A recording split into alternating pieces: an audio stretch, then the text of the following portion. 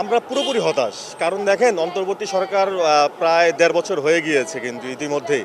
তো আমরা যখন এই মামলাটি গত ২০শে অক্টোবর মামলাটি রুজু করা মানে মামলা অপমৃত্যু মামলা থেকে হত্যা মামলায় রূপান্তর করার জন্য আদেশ দিয়েছে, সেদিন আমরা কিন্তু খুব খুশি হয়েছিলাম যে ২৯ বছর অপেক্ষা করার পর আমাদের এই মামলাটি হত্যা মামলায় রূপান্তর করা হয়েছে। তো আমরা কিন্তু তখন খুব আশাবাদী ছিলাম এবং তার পরবর্তী যখন আসামি ধরা হচ্ছিল না, আমরা কিন্তু মানববন্ধন করেছি, থানায় গিয়েছি, বিভিন্ন সময় খোঁজখবর নিয়েছি। কিন্তু আমরা যেটা বুঝতে পেরেছি আসলে আমরা ভক্তরা যেভাবে রাজপথে থাকি বা তার পরিবার যেভাবে মামলা নিয়ে কাজ করছে বা কথাবার্তা বলছে, পুলিশ আমি এভাবেই বলবো আসলে তারা খুব বেশি একটা আন্তরিকতা প্রকাশ করেনি, যার দরুন এই ১.৫ মাস থেকে ২ মাস হয়ে গিয়েছে, এখন পর্যন্ত কোনো মামলার কোনো হদিস পাওয়া যায়নি। আমি কিন্তু বারবার একটা কথা বলি, পুলিশে এই মামলার যে আয়ু, আজকেও কথা হয়েছে এটা নিয়ে আদালতের, যে একটি কাজই শুধু করেছে যে উনি পাসপোর্ট দিয়ে ইমিগ্রেশন ব্লক করে দিয়েছেন যাতে তারা দেশের বাইরে না যায়।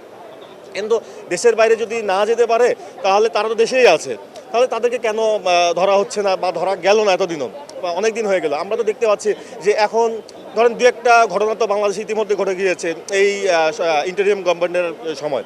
তো তারপরেও কিন্তু খুব দ্রুত এগুলির অনেক জাজমেন্ট হচ্ছে, আমরা তখন খুব আশাবাদী ছিলাম। অনেকগুলি মামলা দেখেছি, যেমন গত কয়েকদিন আগে একজন যুব দলের খুব সম্ভবত নেতাকে হত্যা করা হয়েছে, দু একদিনের মধ্যেই কিন্তু আসামি গ্রেপ্তার করা হয়ে গিয়েছে। কিন্তু এই মামলার আসামিরা ওপেন ঘুরে বেড়ালো, যারা দেশ থেকে বেরোতে পারেনি আমরা ধরে নিয়েছি। ইভেন আমরা শুনেছি যে অনেকে যে মামলার অন্যতম আসামি ছিলেন ডন, সে অভিনয় করে বেরিয়েছে, বিভিন্ন সময় তার চ্যানেল থেকে গান গেয়েছে আমরা দেখেছি। এখন কতটুকু আন্তরিক সেটা তো বহিঃপ্রকাশ আমরা দেখতেই পেয়েছি যে আজকে প্রায় অক্টোবর মাসের ২০ তারিখে মামলা হয়েছে, আজকে জানুয়ারি, অলমোস্ট ৩ মাস হয়ে গিয়েছে। ৩ মাসে এখন পর্যন্ত কোনো মামলার আসামিদের ট্রেস করতে পারলো না। তো আমরা এই ইন্টারিম গভর্নমেন্টের কাছে আশা করব যে ওনাদের তো আর বেশি দিন সময় নেই, আজকে ১২ তারিখ, আর ১ মাস আছে হাতে, যদি আমরা ১২ তারিখ নির্বাচন ধরেই নিই, তো ১ মাসের মধ্যে আশা করব কিছু একটা হবে।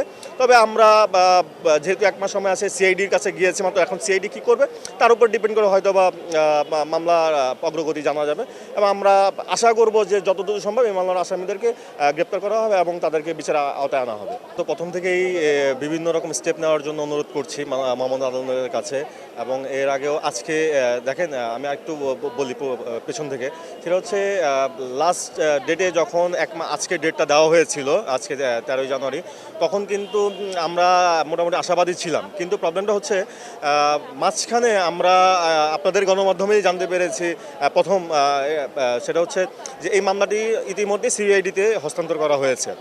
তো সিআইডিতে হস্তান্তর করেছে, দেখেন তার পরিবারের কেউ জানে না, আমরা ভক্তরাও ওইভাবে কেউ আনুষ্ঠানিকভাবে জানি না, এবং তার পরিবারের আনুষ্ঠানিকভাবে কেউ জানেনি।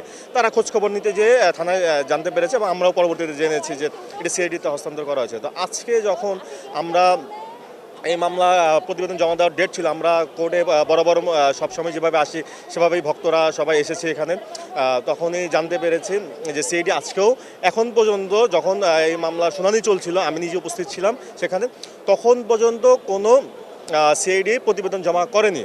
এবং ইতিমধ্যে আমাদের বাদীর পক্ষ থেকে আমাদের মানিলা চৌধুরী এবং এই মামলার বাদী হচ্ছে আমাদের কুমকুম মামা, তাদের পক্ষ থেকে আমাদের বিজ্ঞ আইনজীবী যে ফারুক সাহেব আছেন, উনি একটি আবেদন করেছে এই মামলার যে আসামি, তাদের যেহেতু কোনো পুলিশ বলছে কোনো খোঁজখবর পাওয়া যাচ্ছে না, তাদেরকে বাহায় যে ট্রেস করা যাচ্ছে না, তাদের যে সম্পত্তিগুলি আছে সেগুলি ক্রোক করার জন্য অনুমতি চেয়েছে।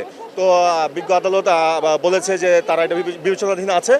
তো পরবর্তী ডেট গেলে বা কী অবস্থা হয় পরবর্তীতে আমরা আসলে বুঝতে পারবো। যে এই মুহূর্তে আমরা অপেক্ষা করছি যে কি হয় বা কি ডেট দেয়, কী অবস্থা হয় আর কি।